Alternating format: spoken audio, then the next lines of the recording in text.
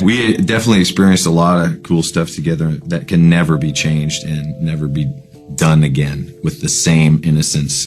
For nearly 40 years, James Hetfield maintained a careful, diplomatic stance when discussing former Metallica bandmate Dave Mustaine, often brushing off questions with phrases like, "water under the bridge," or, "that's ancient history."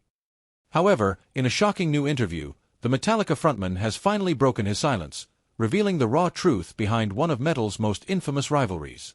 His unfiltered words have sent shockwaves through the industry.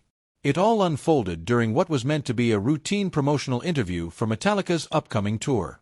When asked about the band's evolution over 4 decades, Hetfield deviated from his usual composed responses. "Look, I've been taking the high road for 40 years when it comes to Dave," he began, his voice tense.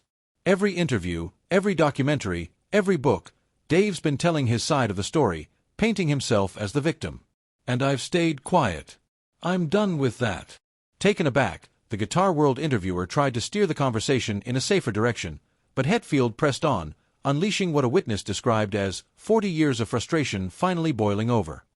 He argued that the public had only ever heard Mustaine's version of what happened in 1983, insisting the real story was much more complicated and difficult for all involved.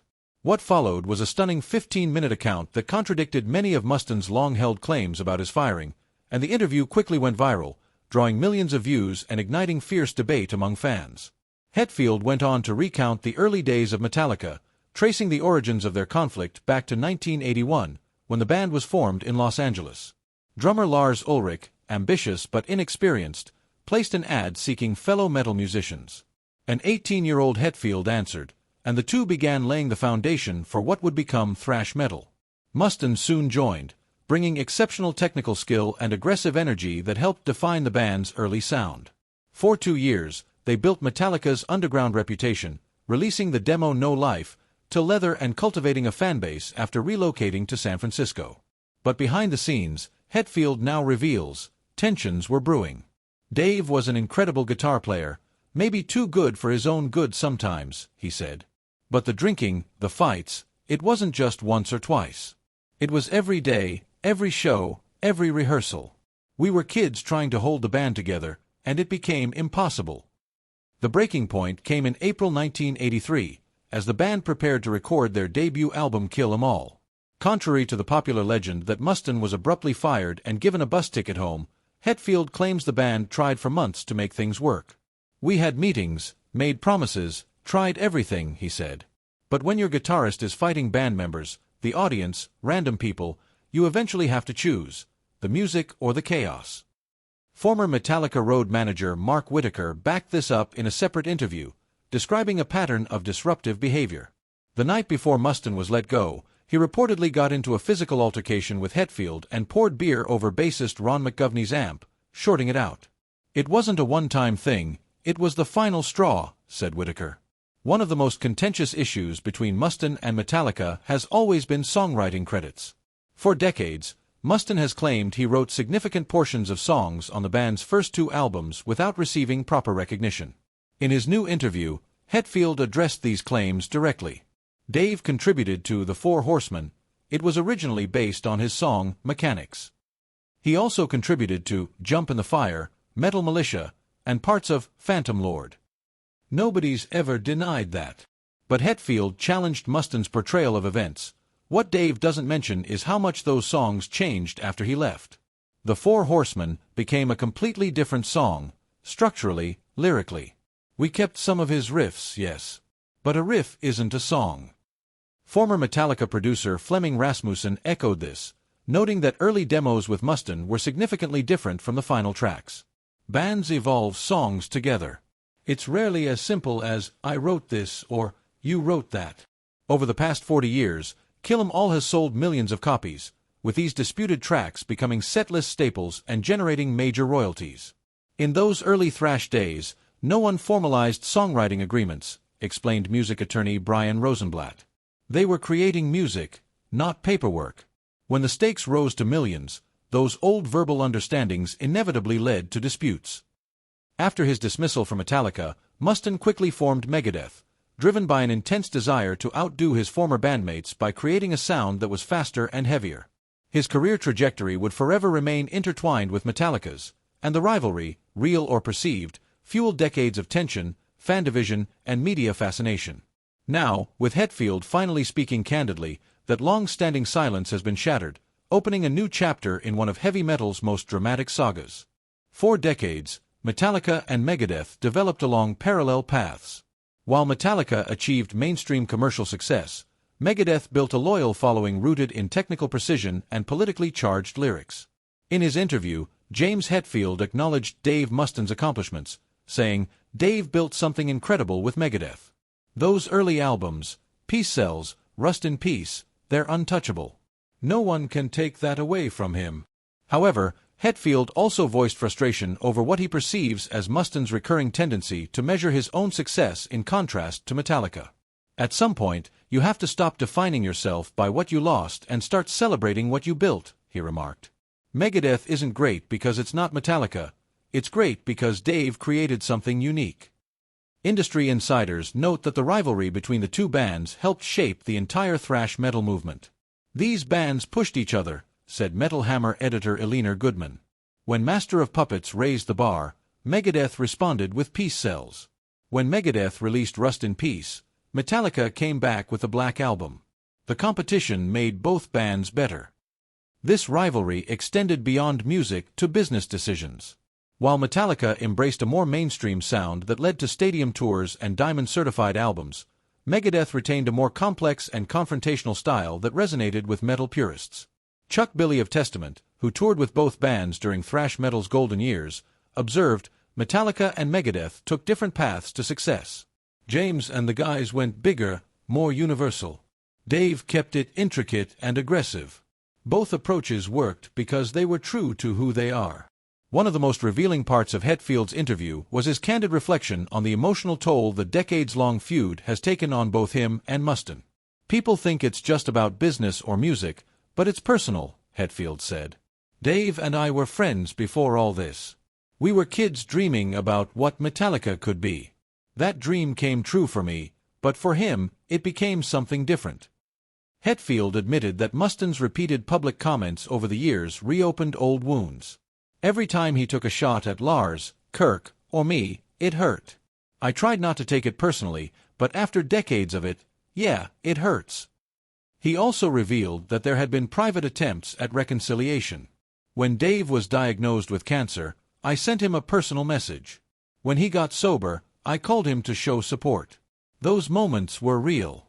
But then he'd give another interview about 1983, and we'd be back to square one." Former Slayer guitarist Kerry King, who remains close to members of both bands, added perspective, "These guys have more in common than differences. Both survived addiction, both are clean and sober now, both built legendary bands. It's tragic they can't find peace with each other."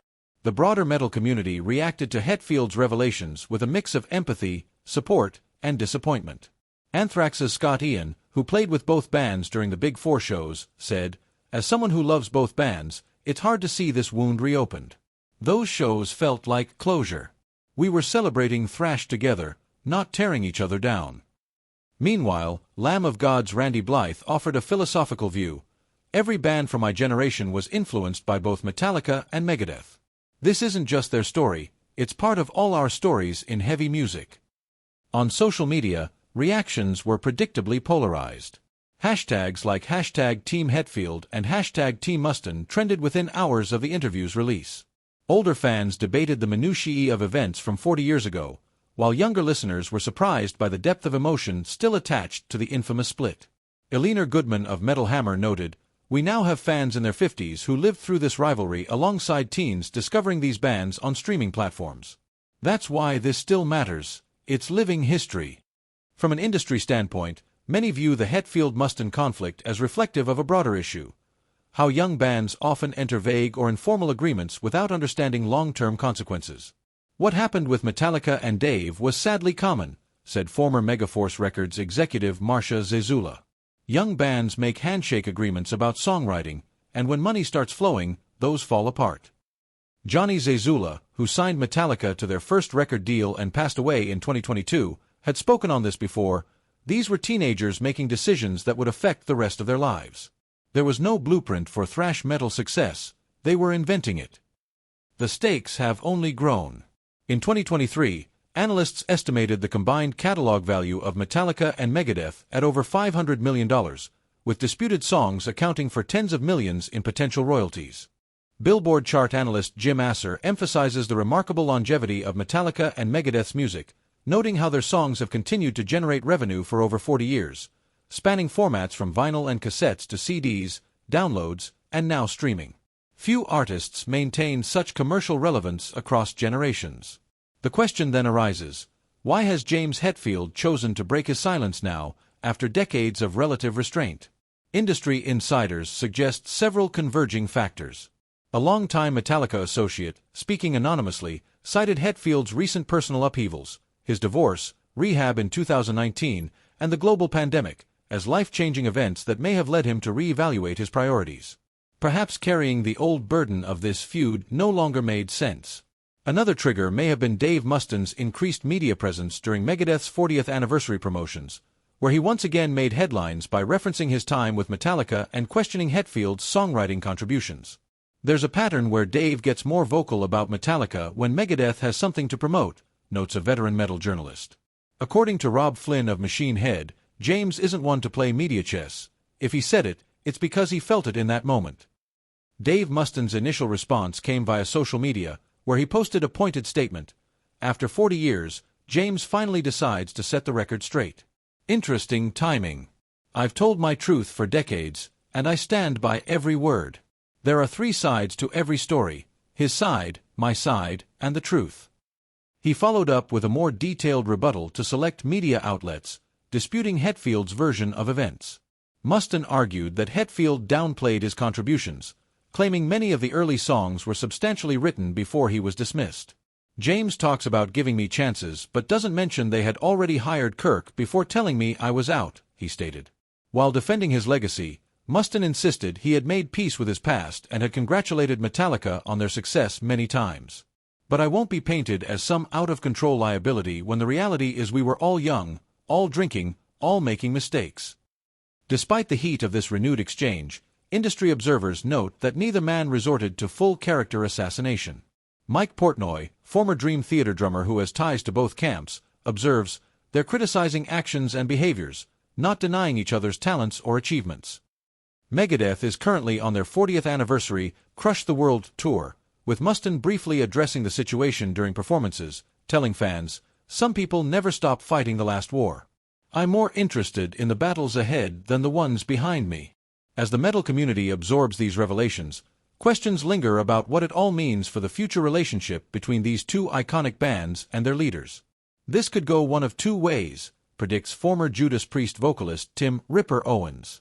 Either this is the final explosion before they eventually find peace, or it's the nail in the coffin for any future reconciliation. Some believe that getting everything out in the open may be the first step toward healing. While the possibility of another Big Four tour now seems unlikely, especially with Slayer having officially retired, Anthrax's Charlie Benanti had previously hinted at discussions about a limited run of reunion shows before the latest controversy. Metal Hammer's Eleanor Goodman still sees potential for eventual reconciliation, pointing out that both James and Dave have weathered addiction, health crises, and lineup changes. They're survivors who've built legendary careers. That shared experience could still be the foundation for healing, even if it doesn't look likely right now. The Hetfield-Mustaine relationship remains one of music's most complex and enduring rivalries, a story of friendship, betrayal, competition, and dual success that has stretched over 4 decades. As both bands continue on their respective paths, fans can only hope that someday these 2 titans might find a way to celebrate their intertwined legacies rather than continually relitigate the past. 40 years later, the rifts still roar, says Kerry King, but the silence between them speaks even louder. These 2 men forged something that changed music forever. The rest is just noise. What's your take on James Hetfield's decision to finally break his silence about Dave Mustaine? Do you think reconciliation is still possible after all these years? Share your thoughts in the comments below.